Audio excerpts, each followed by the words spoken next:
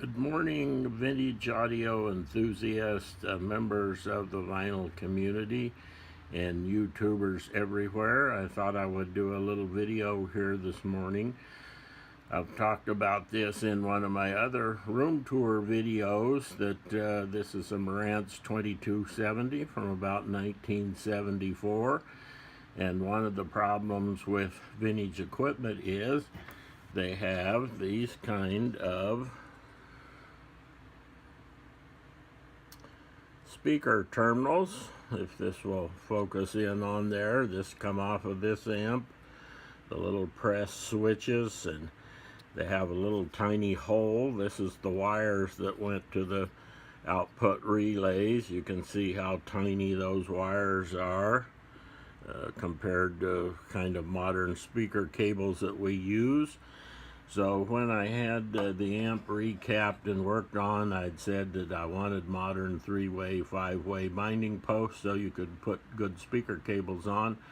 I believe this is probably one of the weakest links in vintage stereo equipment. And one of the things, my guy had done this before. It wouldn't be too hard to do yourself with only a little soldering,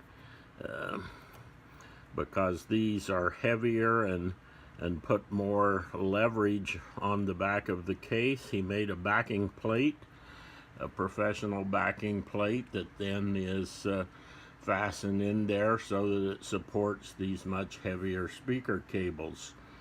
One of the other things is that when you use the ones that are like on here, these will only take little tiny wires.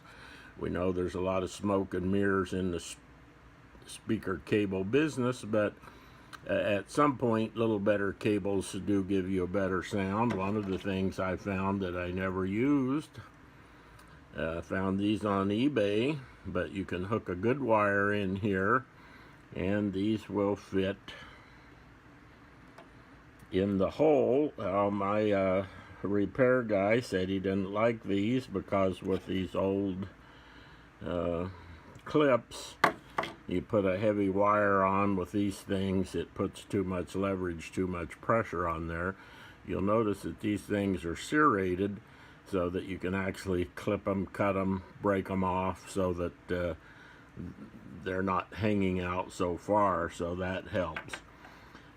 This is about a 1974 piece of equipment. One of the things I'll show here, here's a Bose 602 from about 1990. Has the same type of little spring clip.